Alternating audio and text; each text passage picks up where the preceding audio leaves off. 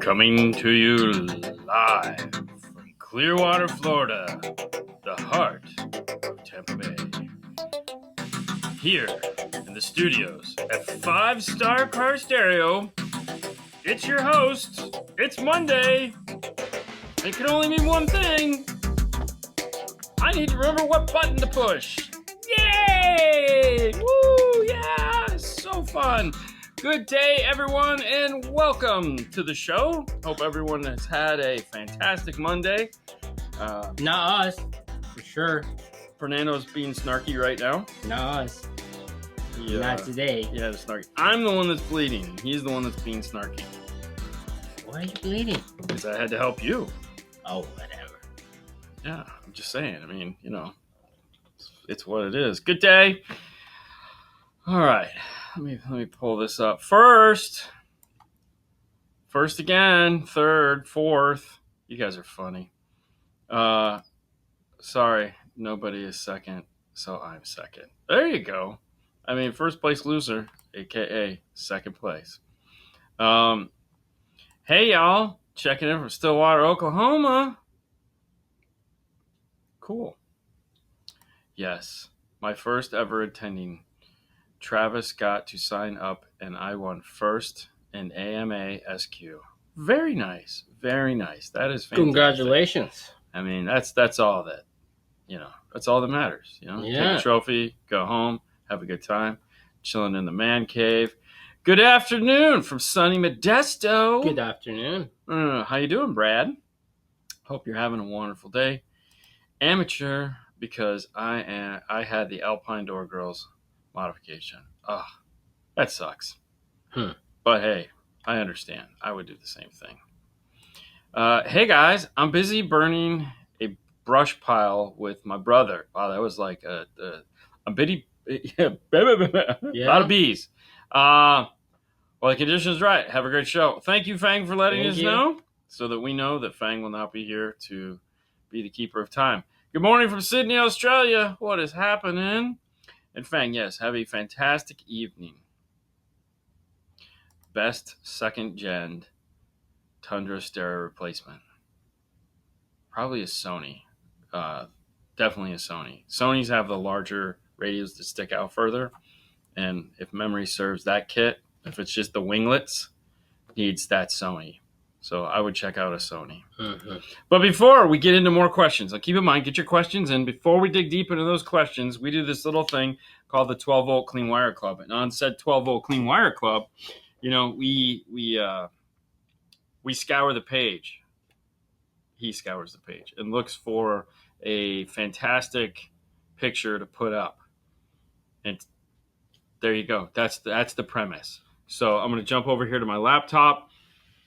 And this segment is brought to you by D&F Tool Drawer. Oh yeah, the place where you can find all the cool tools that we use in our installation bay, along with picking yourself up the IRTA2, the only 2-channel electrical RTA that works with your portable device, be it Android or iPhone, and allows you to analyze the electrical signals coming over 2 things at the same time, or have switches to turn them on and off. It allows you to find all pass filters, time delay. It allows you to see bass roll off. It allows you to see high pass crossovering on your subwoofer. It allows you to see anything that is happening in the signal. It's fantastical.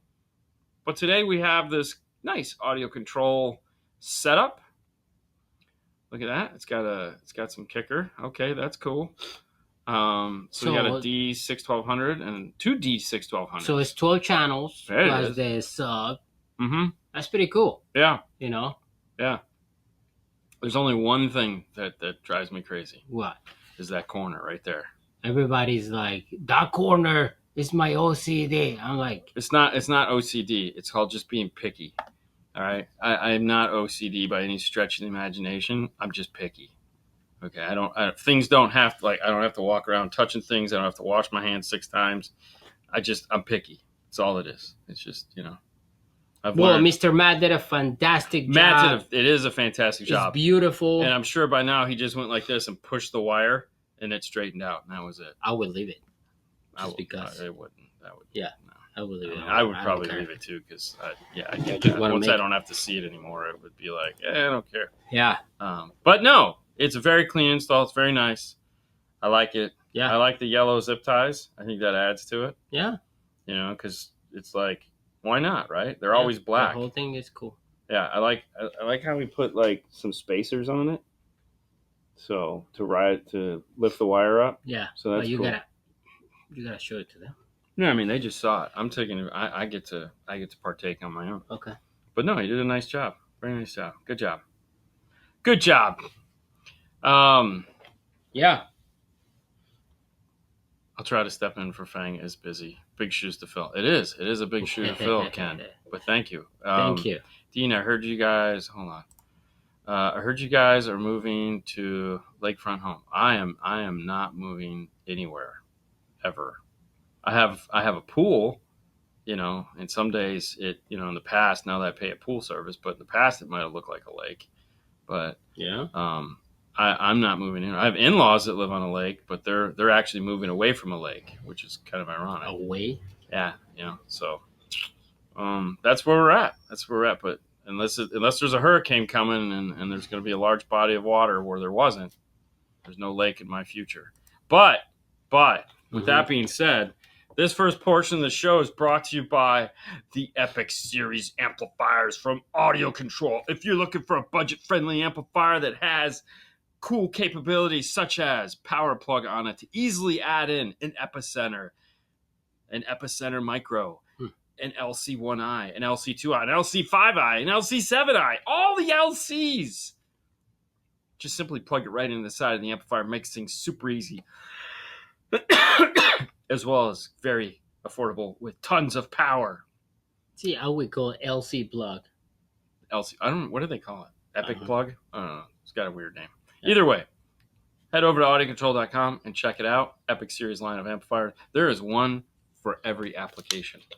One for every application. Wow. That is fantastic. Whoa, bro. Sorry, those pretzels are kind of like sitting in there like concrete. Jeez. I love pretzels. Like we can all admit we love pretzels, right? But the damage they do to your teeth while eating them, like just the how they pack in, it's annoying as hell. Okay. Get it out, man. Just get it out. I don't think so. Is it better to feed 90 watts or 200 watts to each side of the Morel Tempo 6.5 components? Thank you. I mean, if I have 200 watts, I'm going to feed 200 watts to them. But the reality is it really just comes down to however much power the passive crossover can handle, because that's going to be your bottleneck.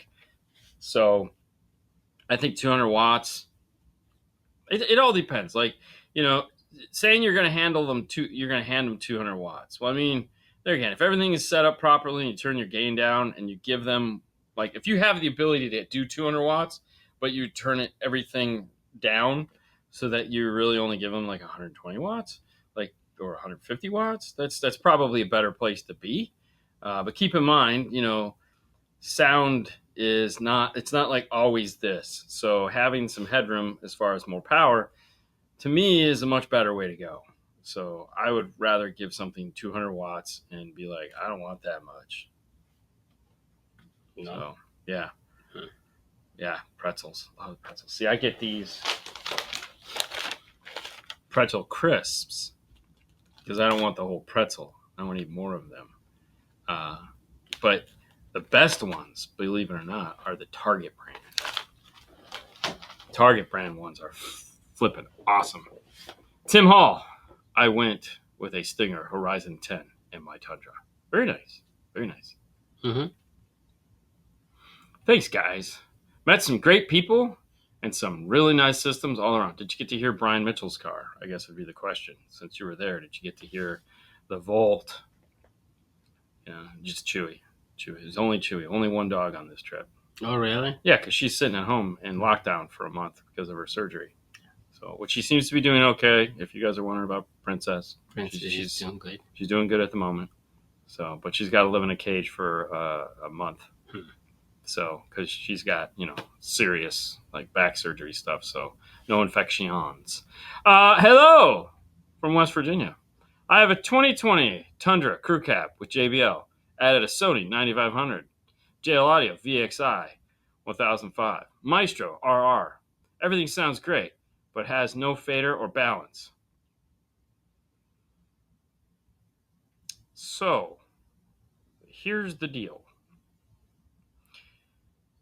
Is the VXI amplifier connected properly? Meaning, if you have a 5-channel, that system is interesting in that everything is at the amplifier. Okay, so underneath the passenger front seat, there is an amplifier that has to come out. And then there's a harness that plugs into that. If it's the JBL system, which you just said it was, iData makes the best harness for that car and should be pinned properly. However, there are other manufacturers that make harnesses that plug in and are wrong. And I mean really, really wrong. So if you put the 1005 or had someone put the 1005 and they did not properly pin the harness, that could explain why things are weird. Could, maybe. Either that or the routing in the VXI is wrong, meaning they don't have balance and fader set up properly in the input output settings for the VXI. So there's a lot of things. Yeah, the amplifier is set up wrong. So there's two things that could be going on here. One, there's an output problem going in the factory harness, or two, the VXI is set up improperly. So probably the best place to start is, if you did the install, is go plug in the software, open it up, and turn off every speaker but one. And make sure it's connected to the right speaker, and that speaker actually plays. Would be a good place to start, maybe. Yeah. I mean, inputs and outputs. It happens. Yeah, it happens. Gotta love it. All right. Is there a good 3-inch mid driver within $200 a pair that can sound good running DSP? So many to choose from. I mean, there's a ton of them. I mean, so it's just a 3.5. So you want a coaxial or you want just a mid range? Coaxial. I mean, honestly, for the money, the Kenwood C3 is fantastic. Like, I'm running that in pretty much anything because they sound fantastic. If you're looking for just a 3-inch mid range, well, that opens a huge amount of speakers to choose from because everybody makes one. And in the $200, yeah, there's probably plenty in the $200 range. So, but yeah, there you go.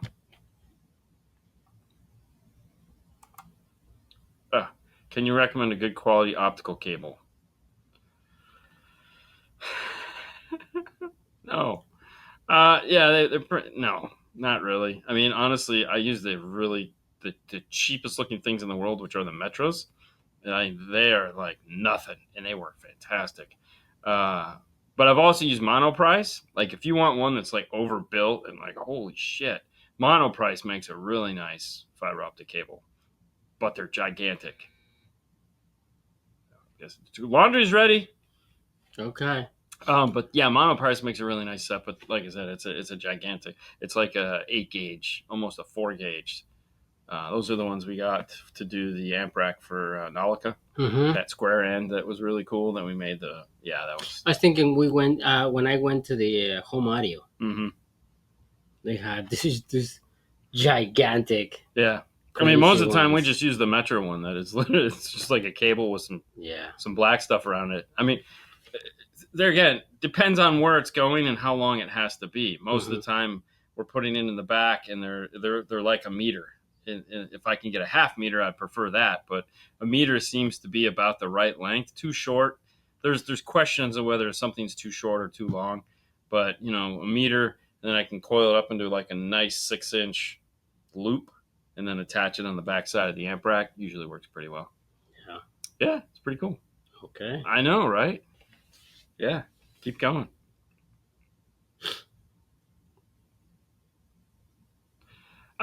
If I'm replacing the head unit in a 2004 GMC Sierra that has a Bose system, do you think I would be happy if I put a set of 6.5 components in it without adding an amp? or just go with a set of coaxials? I mean, we've done this quite a few times because that's just how life is. It's 2004. We get it.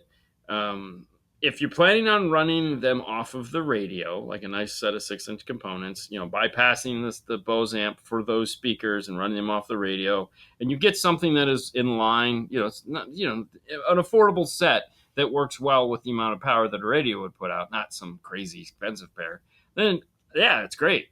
Works fantastic, like some Kicker CS, KS, or something along those lines. That is, works well with small amounts of power, very efficient. It sounds great. But I would bypass the Bose amplifier for those, so directly out of the radio to those to do that.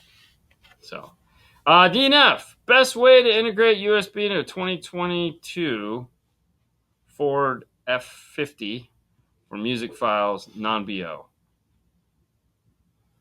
Are we putting a new radio in? Are we just integrating into the factory radio? Like, what are we doing?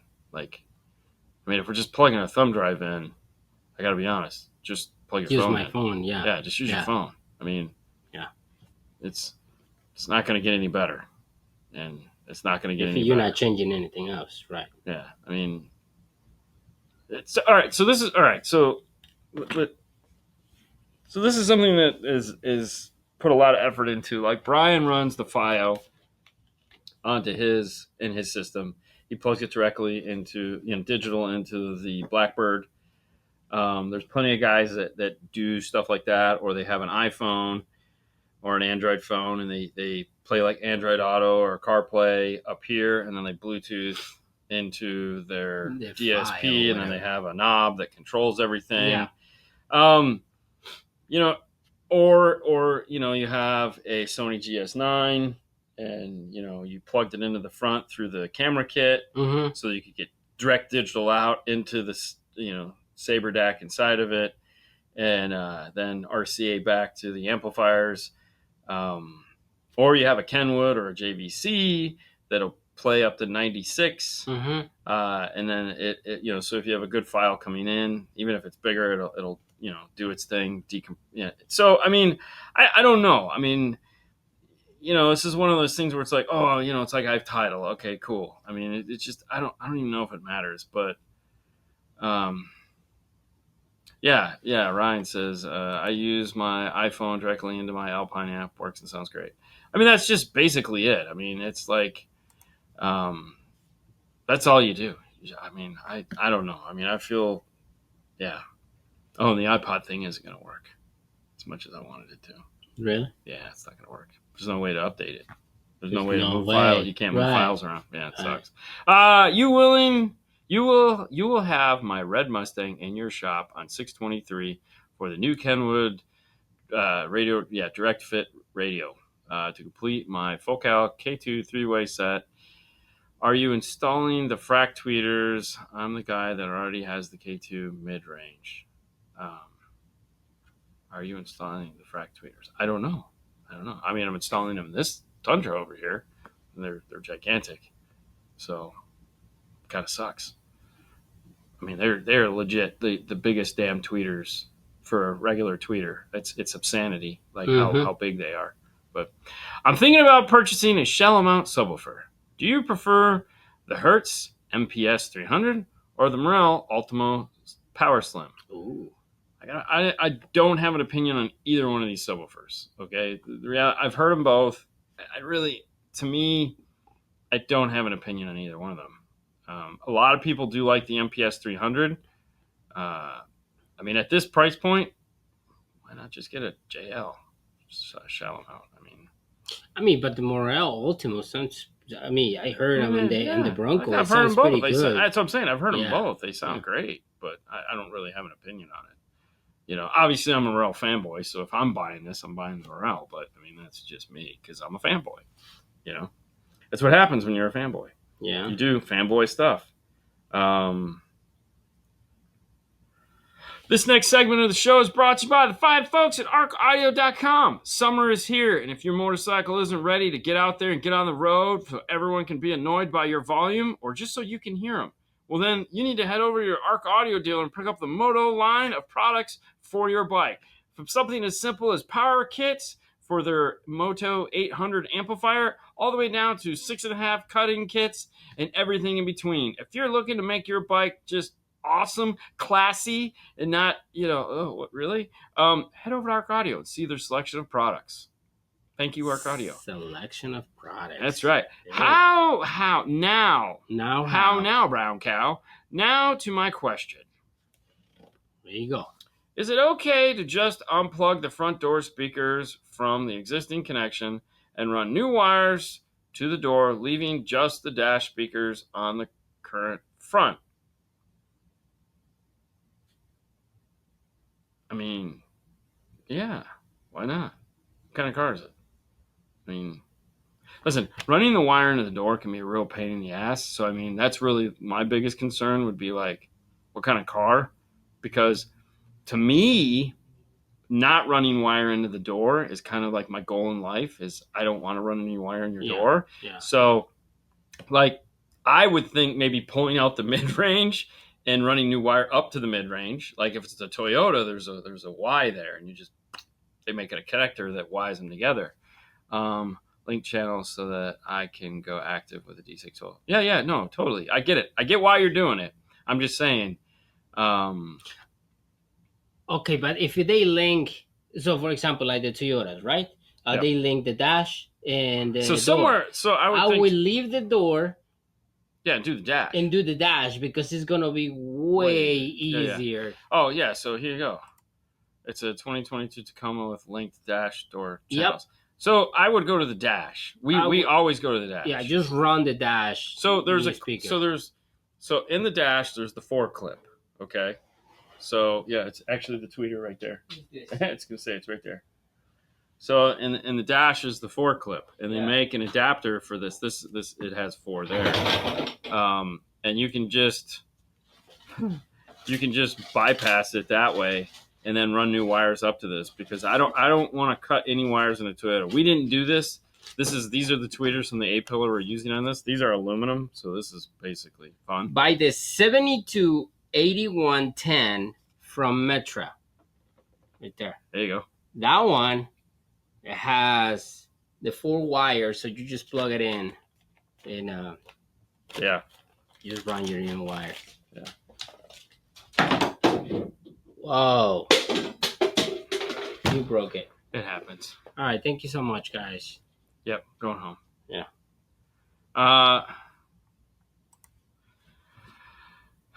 Okay, yeah, we already got that one. Yeah. Next question. All right, hang on. Okay, I'm hanging on for dear life. Okay. Say a guy has a favorite 5-channel, but favorite 5, but wants to go. All right, you read this to me, please. All right, say a guy has his favorite 5-channel amplifier, right? Yeah. It wants to go and say an amplifier now with the DSP, so no DSP. Savvy. Okay. Savvy. Can we use the DSP for crossover points in time alignment and not use the EQ feature? Thanks. Wow, that was really, really a lot of words to just basically go, if I put in a DSP, do I have to use the EQ? Right. Okay. So here's the deal. When it comes to a DSP, you can use as much or as little of the little black box as you want. If all you want the DSP to do is do crossover points and time delay, and that's it, like it's like acoustically, you think your speakers sound fan-freaking-tastic. You're like, I don't want to screw with this. Okay.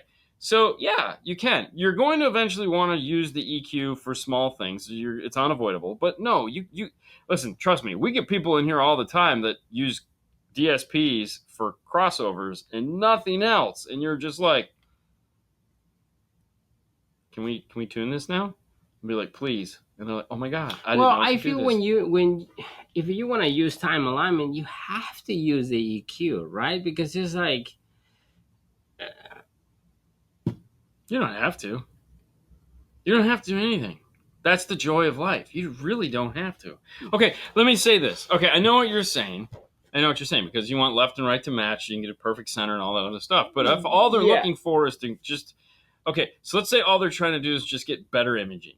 Okay, they're not looking for perfect softball center, because obviously they wouldn't be asking this question. So, for example, they just want to be like, can I get the sound from the corner of my dash up into the center of my dash? Yes. Kind of like when you buy a radio. Yeah. You know, a Kenwood radio or anything. I put it up into the center, and it just moves the sound up and in. Okay, which 100% sounds better than in the corners, right? Yeah.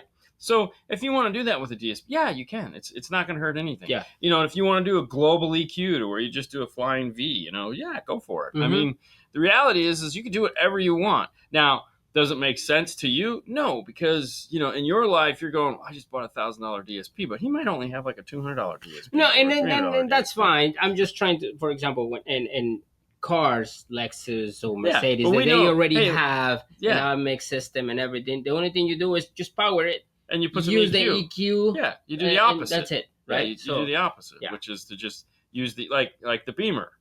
We didn't do anything other than it set crossover points. Yeah. And not even really set crossover points. We only set crossover points for the subwoofer, and that was it because everything was already actively crossed over from the factory. So all we did was add some EQ to it. Yeah. And that was great, and it sounded fantastic, and everyone was happy. We turned them all off, but one and the sound was correct inside the amp. Think it could be the wires? Thanks for your help. Yes. So there again, you want to make sure that, you know, so I use a polarity, you know, a battery or a phase checker. A PT9A Plus is basically what it's called. And every time we hook up a car, a PT9A Plus gets used. You can type in PT9A Plus and see what I'm talking about. And what it does is it generates a small pulse. You can also do it with a 9-volt battery.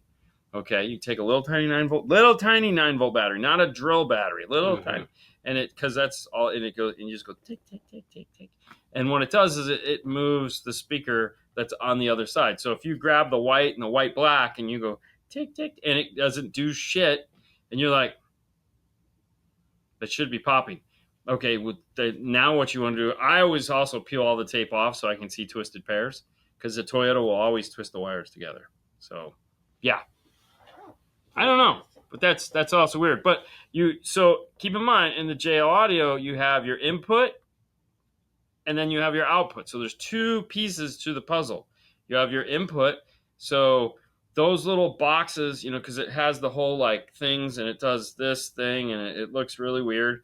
But those all have to be set up properly. So you have to have, it's going to be like input 1 is here, input 2, it's like a stair step that goes down like this, and then those go up and over and then to the amplifier. So you have to make sure all those are set properly. Yeah.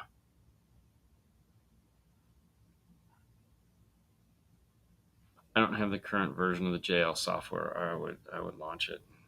Which one? The whatever the current version. Hi, Mary Lou. Oh. What's up, Lino? Oh, hey, Lino. All right. Yeah. Yeah? Sure. I mean, throw it up there, bro. Come on. Oh, well, don't push me. Hang on. It happens, man. It's okay. Anytime now. You got this. 2011 Ford Ranger. I was planning an active two-way front with the JBL DSP. After looking at it, I don't want to modify the door panel or add a tweeter pod to the A-pillar. I understand. Yeah. So let me just throw this one out there, because I get it. There's a lot. I don't want a lot of work. If you don't mind, like, I mean, it's 2011. It's like you could probably get a new set of A-pillows really cheap if you wanted to go back to normal. But Kicker has their KS 6.5-inch components, and the tweeter comes with an eyeball mount. Okay, so it's kind of like the Snowman that they make. If you've never heard of the Snowman, it's a two-way set, and don't get those. But the tweeter, you can eyeball off of the A-pillars. So it's really easy to do. Okay, it's really simpler to do than like do all this other hard stuff, and you get to aim them at you, so you get really nice. Yeah. But yeah, I would check that out. That might be an option to get you a set of components and not have to like go crazy and fab a bunch of stuff. What's up, Mr. Smith? What you think? Yeah, I know. Heard Brian won. It's fantastic.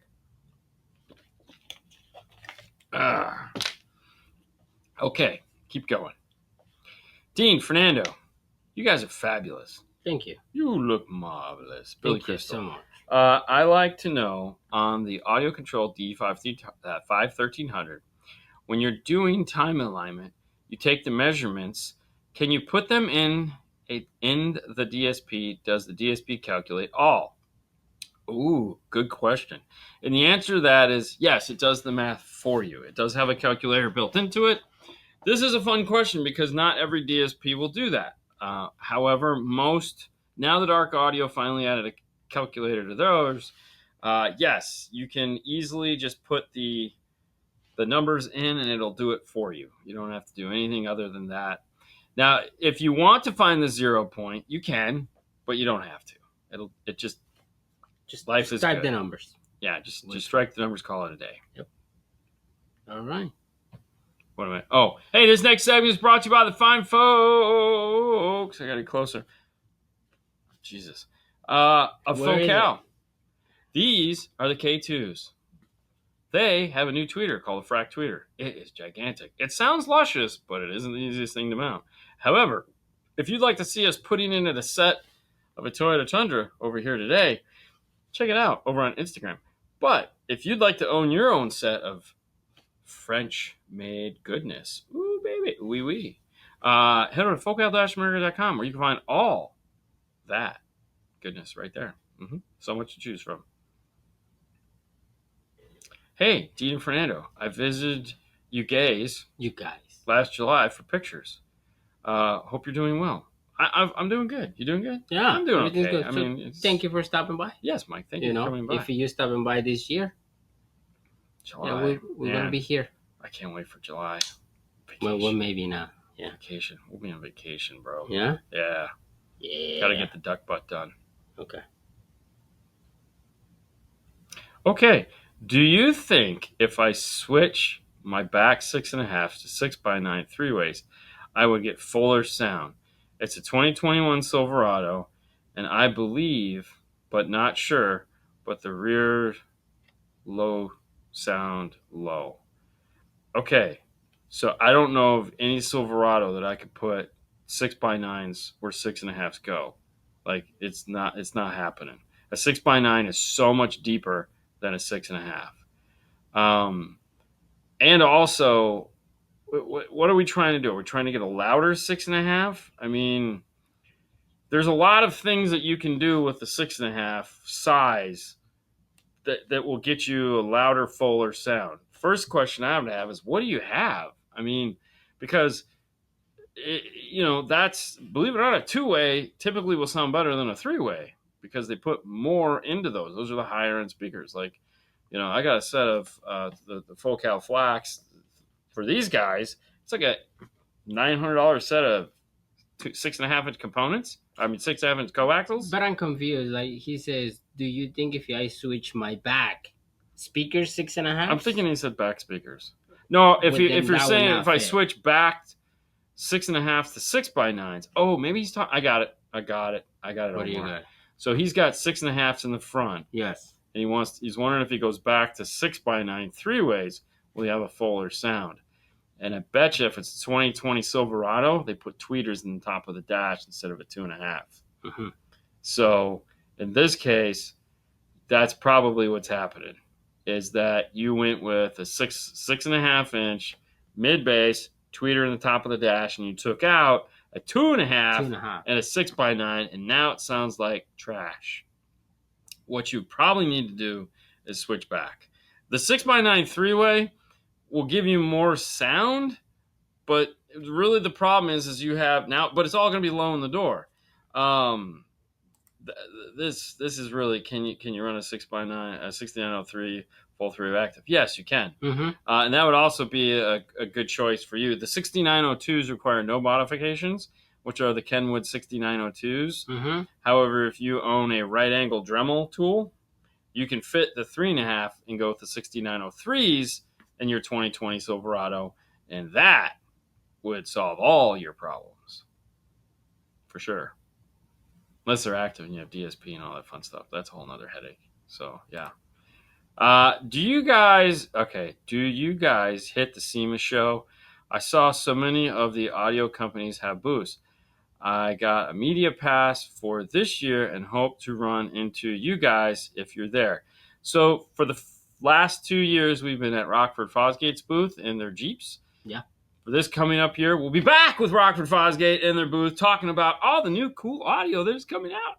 I can't wait. To your question, you can stop by at the Rockford booth. Just look for us. We look like Rockford people when we're there. We have Rockford shirts, Rockford pants, Rockford haircuts. We do not have the Rockford shoes. I do. I buy it. I bought the Vans. You bought the Vans? Yeah, I'm not one. I want to be full, committed to the job. You want to be like Joey? They're going to change them this year, though, so you might want to call Joey and find out which one he's going to. But yeah, we'll be at Rockford's booth. It's right when you walk into that hall. You can't miss it. I don't know. We'll be doing all kinds of fun and excitement. Yeah. So yeah, we're going to be there. We are going to be there. Can't wait. Having 2 Helix C1, an Audio Frog, and a Helix DSP in my Honda wheel well. Should I have a fan to keep air circulating? If so, any suggestions? I would probably think if you have 2 C1s, it's getting really hot underneath there. Whether it be a fan or you just like put grilling inside on like underneath the carpet, and just kind of like so that the wood isn't trapping all the heat in there. Give something because the amps have fans, but if the air is just stagnant and there's no way to get new fresh air in there. Stinger used to make these cool little squirrel cage fans that were neat. But yeah, I mean, maybe get a 12-volt computer fan. I mean, it's got to get something quiet. That's the thing. You need something quiet. Yeah. So no, we're good. We're good, Mary Lou. Of course, that might have been earlier, but we're good at the moment. So okay. Maybe, yeah. Yeah, because we're at 38. Yeah, we're still. We're still good. Any issue with bridging 2 VXIs to send 200 watts to a C7 350 centimeter CM and dialing it back in software? I mean, if you're going to dial it back in software, then you're probably not sending 200 watts to them. So I guess the real question would be, why are you bridging it? Like, you know what I mean? Right. Like, why bridge it at that point? Yeah. I mean, listen, 70 to 100 watts on a speaker is plenty. Like, you're really not getting anything more out of it. So why run the risk? I mean, it just doesn't make any sense.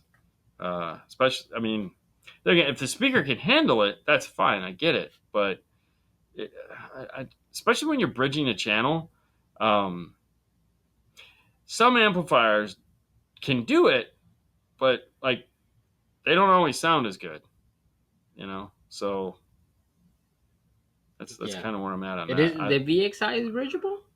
Yeah, you can bridge them. I mean, sure, why not? Why did Audio stop making Epicenter 600s and 1200 amps? Were they bad amps? The amps were fine. The problem was that they were very expensive.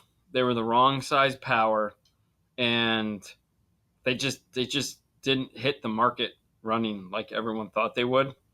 So there was also other issues, but for the most part, it was a price thing, because like it was a 600 watt amp that cost about $1,000, like for the price of a 1,000 watt amp, because it had the Epicenter built into it, and no one was really buying them. I mean, I have an Epicenter 600.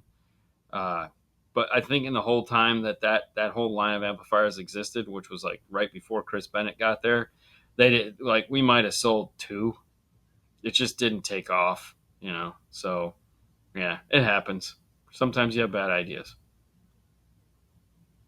Yeah. Yeah. Okay. Yeah. What do you say? Oh. What happened? Nothing. Just reading some of the other stuff. You're doing fine, Ken. You're doing fine. Hey, have you guys had any experience with the Helix M1X at 1 ohm? Wondering about heat, even though it's 1 ohm stable.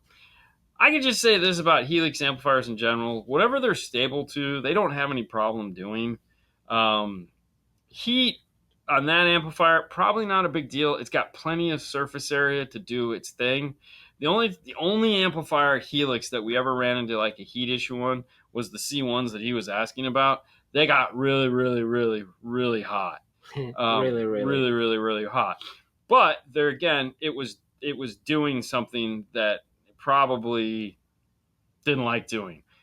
We also have another C1 that is buried in the side of that Porsche that's been there for years now and never had a problem. So, it just depends. But no, the M's are plenty of heat sink, so they should be fine. Mm-hmm. Yeah, I know. It's fantastic. Is there a nice coaxial that can be run active? Is it worth it? Okay, so all coaxials that have tweeter wires that come externally can all be run active. It's called biampable is the word that you're looking for. Do you do it? Any opportunity I get? Yes. Mainly in the front though. Like, for example, like the Kenwood 6903s that we talked about earlier. We run those active every chance we get. We did it with the Bronco when we had the 4-inch in the dash. Yeah. We went active on those. In the Bronco, we typically run 8 channels, so we always go active. We have the extra channels. Why would we not do it? It gives us the ultimate control, and we can do whatever we want to the sound after that. So now, if it's in the rear, I don't really care. You're on your own. No. But in some situations, like if you're going to do, okay, so for example, we ran into one situation where it was like there's 2.5s in the dash, 6x9 inch coaxials in the door. We were like, oh, this kind of sucks. We ended up going active on all of them because that's what he had. And we were able to align everything. It actually sounded really good when we were done. We were both kind of like, wasn't expecting that. Mm-hmm. That was pretty weird, especially with the tweeters down that low. They weren't all the way in the floor like in a Chevy, so it was like a Ford or Dodge or something like that. And we were like, oh, this is fantastic. So, if you have the channels. If you have the channels, there you go. And you can get a safe crossover point, why would you not? So, active versus passive. He says active versus passive. Where do you begin? Really, the big difference between active and passive is, and there again, there is nothing wrong with either one of these, okay? Because I could tell you right now, there are some home speakers that cost more than the car you drive that are passive as hell. Yeah. And people pay a large sum of money for those. So there's nothing wrong with active and there's nothing wrong with passive. It's understanding what are my requirements? What do I need these speakers to do? What do I need these passive crossovers to do? Okay. That's where it comes in handy. Okay. That's it. Like in this car, this is a Tundra out of frame right here. And there's tweeters on the A-pillars. There's 3.5s in the dash. There's 6.5s in the bottom of the door. And yeah, we could run that all passive. And the K2 crossovers have some dip switches for taking that in consideration. Or I could run it active and just saves time. But it is more expensive, right? So, I mean, given the opportunity, I'd say do passive. The big complaint that is like given the opportunity, go active. One of the other complaints is that people will say, oh, well, passive heats up power. Passive doesn't necessarily eat up power. It just limits how much power you can put to something because the passive crossovers themselves can only handle so much power. Mm-hmm. So once you get outside of that, it's just absorbed as heat and you don't really get the sound to the speakers. So that's one of those, like, it's not really true, but I get why you're saying it. So it's kind of like when the guy says, the 1,000-watt amp blew the 2,000-watt subwoofer, and you're like, no, it didn't. You blew it because you were stupid. Active gives you the advantage of time delay and fine-tuning relative levels. Important for car installs. No big deal with home systems. No, that's also true, but a lot of people, active equals more control. Yeah, I get it. That's literally what I'm just saying. But there again, there's plenty of passive crossovers that have a ton of control. I mean, I have an audio control and sitting in the box there will do all kinds of stuff. Attenuation as well as switching polarity as well as choosing crossover points. So it's not a set in stone, this is better, that sucks, okay, that everybody wants it to be. I feel it's the type of situation that you are, right? For example, some people, they have a 5-channel amplifier and they have a 3-way set, right? It's like, okay, well, I mean, you need to run it passive. Well, so again, like this passive, so this system passive? Right here, the K2, the tweeter and the mid range are mounted right next to one another. Okay, really the likelihood of there's like an inch difference in delay. Okay, the passive crossovers that this comes with are biampable, so the mid range and the tweeter can be on 1 and 2, and the mid bass can be on 3 and 4. So if you run it that way, all the adjustment that you're wanting to do can be done inside of the passive crossover. I mean, again, I'm not advocating for it. I'm merely just saying we've done plenty lots of things you can do. Passive systems, they sound really good. So, I don't know. This is not true. Passive crossover does not protect your speaker better versus active, where you could blow up the tweeters. No, no. If you have the proper active crossover on your tweeter, you're not going to blow it up. Yeah. Okay, the passive crossover is protecting itself, not your tweeter. Okay, and if and the other thing too is, think about it this way: your passive crossover is 9 times out of 10, probably even more than that, is going to be a 12 dB or a 6 dB crossover network, whereas your active one is going to be 24 dB. So you're really going to protect the tweeter more so with an active crossover than a passive crossover. Okay. And the likelihood of your active crossover faulting, unless you just got a bunk ass crossover, is like I've had it happen once. It's not, and it didn't blow anything. It's not like I blew the K2 tweeter and it was passive. Remember, it was one of those situations that was Joe, and yes, it happens. Yes, but there again, it's scenarios, man. Yeah, it's just the type of scenarios. Yeah. All right. Hi. Hi. Men replacing entire 97 Trans Am stereo. I'm an Alpine guy, but considering Focal or Kenwood speakers because of your opinion. Don't need the best, but like quality equipment. Top second or third lines you like. Okay, listen, if I'm going to do a 97 Trans Am, I'm just going to put all Kenwood in it. I don't, nostalgia is great. 90s were awesome, and Alpines back in the 90s were awesome. Mm-hmm. I'm not putting a modern day Alpine. I'm putting a Kenwood. And maybe a Sony. But I'm going to put a Kenwood in there.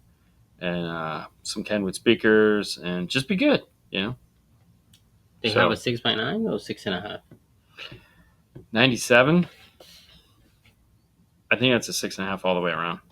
It's Trans Am, so it should be 6.5 components, 6.5 inch. The middle was a 6-inch woofer, and then it should have a 4 and tweet in the rear. Forgo the 4 and tweet in the rear. 6.5 inch coaxial, 6.5 components. Actually, you could probably fit. No, you can't. That's gonna be tight. But yeah, that'd be good. And put a 908 in the dash and a 901.5. Put two 10s in the well. Just a passive system. Or if it's got T-tops, because it probably has T-tops, put a downfiring box on top of the gas tank. T-top? Yeah, it's probably, because they had T-tops back then. You could take off and they go into the well, and then if you put the subs there, you have no place for your tops.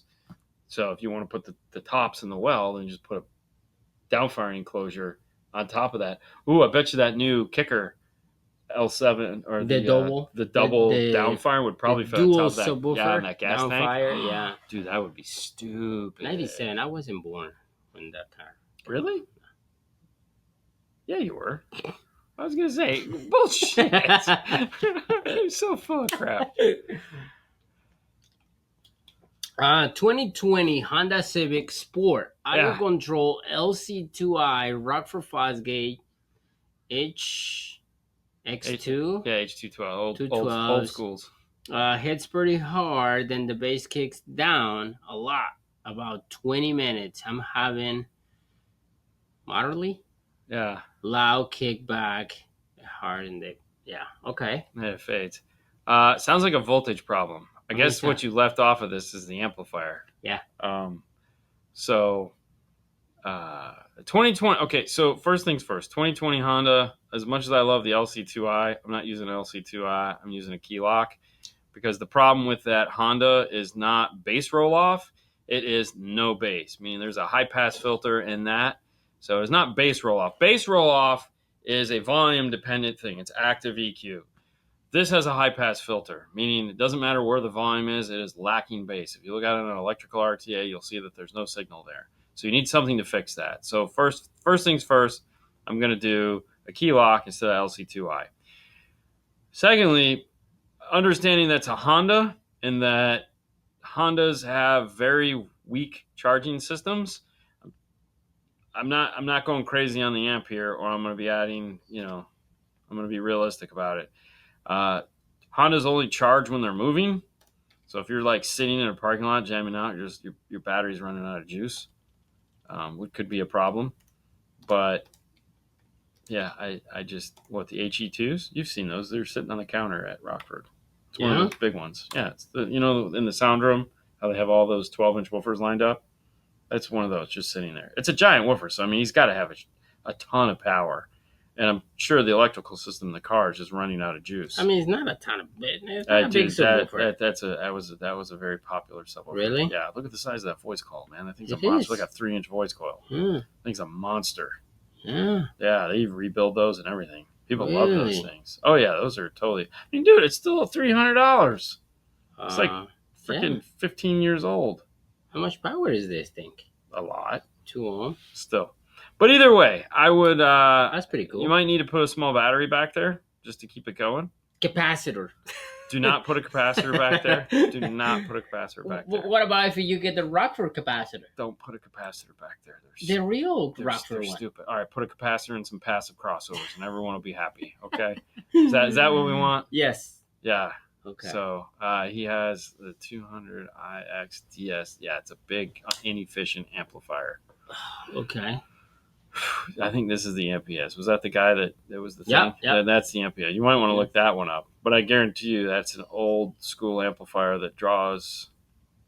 So here's the problem with old amplifiers, okay, is that modern electrical systems were not made for old amplifiers. There's way too much current fluctuation, and they just don't like that. Yeah, that's why like the Kicker Q-class amplifiers, you really can't use those anymore. You can, but you just need an older car. So, thank you. See, there you go. Sponsor change. Everyone's asleep at the wheel. Moscone-America.com. If you're looking for a more efficient amplifier, let's say 1,000 watts that won't tax your electrical system, you want to check out the Pico 1000. That's right. It's 1,000 watt amp. It's this big. It's efficient as hell. And it will, see, that's old school. That's a waffle iron. Okay, yeah, waffle iron. Anyways, you can find these modern marvels of audio technology at Moscone-America.com. In my Subaru Outback with Illusion 8s in the door. Ooh, nice. I have thinking of changing my Illusion C3CXs in the dash for the ARC RS3 and a 1-inch I have. Would you change the door to the RS600 or leave the Illusion 8? I would leave the Illusion 8, and the rest of it sounds fantastic. If you're getting plenty of mid-bass out of that 8-inch, it sounds fantastic. Don't touch it. Just leave it alone. Let it do its thing. Because there's no reason to not. So, Ken, it happens. I was doing well, and then we got on the whole passive crossover thing, and I didn't want to name this show Passive Crossover Should Die in Hell. Oh, whoa! I don't know. Why? I don't know. I hate playing the devil's advocate. Listen, everything should be active. Let's be honest. Just make everything active. It's always better. Waiting for Installer Diaries Bronco BO Part 2. I did the Focal 6.5 and my buddy's Bronco doors. I saw those, Jeff. You sent me the picture, or you tagged me in the picture. Those turned out really nice. It'll be this week. It's a weekly thing. It'll be the next 2 months probably. But yeah, no, it's all good. So thank you. It's coming. And those doors look fantastic. You did an amazing job. Yeah. We already got that one. We already did this one. You put that one up already. You're really falling flat here. Fernando, you taught me how to apply full baked potato on my 2017 Tundra Crew Max. Thank you. Oh, you're so good, man. There you go. See? Yeah, you act like you don't know how to do this. Can a Kicker KS 1-inch tweeter be flush mounted in a Silverado refresh A pillar as far as mounting depth? Oh, those things are super shallow, so I don't see any reason why I wouldn't be able to. You probably should. Yeah, you should be okay. I mean, the trick. Okay, so the trick, right? So you're gonna be like, oh, I have them. Do they work, dude? Take the cup. Take the A pillar off. Take the cup. Tape it to the inside. Put the A pillar back on. If it goes on just fine, it's going to fit magically because it's going to come out another quarter of an inch. But that'll tell you, do I have plenty of room for it? Just tape it to the inside of the A pillar and put it back on. Now, if it's super tight, move it around until you get it just right, and then there you go. And then what you can do is, if it's where you want it, take your pick tool, because there's a hole in the center of the cup, and just right through the center of the cup, and then you know that's the center of where your tweeter needs to go. I know, right? It's crazy. Hi from Hot and Windy, which is burning in the forest fires of Arizona. Oh, that sucks. Hi, Mike. That does suck. Oh, sorry. I was there. That's okay, man. We're already good. We covered that one. What else you got? Yeah. You're doing so well. Dude, a lot of JL questions tonight. JL XD amps are good down to 10 volts. Yeah, but do you know how they do with start-stop vehicles? So start-stop is 9.5 volts? 9.5 volts. So if they don't say stop-start certified on the box, probably not. I mean, the reality is, okay, the reason why they say 9.5 volts is because if your battery sucks, the car can only stay off for 60 seconds. So if your battery sucks, when it starts back up, it can dip below 9.5 volts. If it's never dipping below 9.5 volts, you don't have anything to worry about. But that's almost, if 10 volts is as good as it gets, then you'd run the risk of possibly having the amplifier go into protection, which means the light would come on. But it would also tell you it's time to replace the battery. So, and if you're the one guy that really likes stop-start feature, like everybody hates stop-start. Like, yeah, but I mean, don't get me wrong, I get it. There's some people that like it, but yeah. So it's 9.5 volts. Kickers are insane. They're like 6 volts. It's ridiculous, like what they'll do. I wouldn't want to try it, but yeah, 9.5 volts. So close enough. Should be okay. Yeah. I mean, it should. I mean, it's only half a volt. Was trying to hang onto the goods. I mean, I get it. I totally get it, man. I don't get it, but I get it. Like, I would never run anything that old. But just get a modern amp and run them on the subwoofers. You should be fine. I mean, why not? Sell that amp. You'd probably get enough money for that amp to go buy a new amp. The LX. What about the new Kicker LX amplifier? And there's a bunch of stuff you could go with. I was actually just changed it. What the heck? That. Yeah, I know. Morel Carbon 3-inch versus Nano. Difference is how low it can go, or volume, or both. Totally different sizes. Like the Late Carbon 3-inch is huge, physically big. Yeah. And it's a full-on speaker, whereas the Nano is a dome. It's just a dome. So it's a dome mid-range. Mm-hmm. Totally different sound. Totally different. It's totally different. They're not the same. If you're building A pillars and you're like, hey, I was thinking about, it's like that speaker, that Late Carbon 3.5 is like 3.5 inches around. It's a big speaker, and it's a deep speaker because it's a speaker, whereas the Nano is a dome. It's a dome mid-range. So totally different response. Right. Not everyone likes a dome. Would a D61200 be good choice for running 6903 3-way active? Not much power. The D61200 is 100 watts times 6. It's a lot of power. That's a powerful amplifier. You could do it. You could definitely do it. What I would suggest. Let me think this through. Nah, yeah, you're fine. Yeah, because you can turn down the levels after the fact. So yeah, just keep an eye on levels. You'll be fine. Yeah, your turn. Yeah, my turn? Yeah. Go for it. Go for it. I've seen you do a couple of Gen 2 Frontiers crew cab where you went under the driver's seat with the amps. But I'm wondering if you've done any more elaborate amp board setups behind the rear seat. I haven't done an elaborate, like for the Frontier, no, not in a while. Because most of the time people are putting subs back there and or they're putting the sub on the passenger side. And so that's the only space they have. And so we want to retain any space we can. So that's why we go under the seat. You could go as crazy as you want, but that's really the motivation for underneath the seat is just trying to keep usable space inside of the car. Oh no, the Frontier is the one that goes. It's that weird box underneath the seat. Yeah, still there again. We're trying to conserve space. So because now we've taken up all the space underneath the seat. So really, when we think about the reason why they go underneath the seat is to conserve the amount of space that the person is going to be using. Now, if you want to take up all that space with a beautiful amp rack, that's perfectly cool. I mean, why not? Trans Am guy again. Sorry if I missed, but was there a particular line of Kenwood speakers you recommend? The component front 6.5 rear pillar, forward tweeter in the rear. Thanks. Like I said, the Kenwood Exelons would be the choice. You know, anything Exelon and above. So you have Exelon, you have XR Exelon, would be the way to go. I wouldn't even bother with the 4-inch in the rear.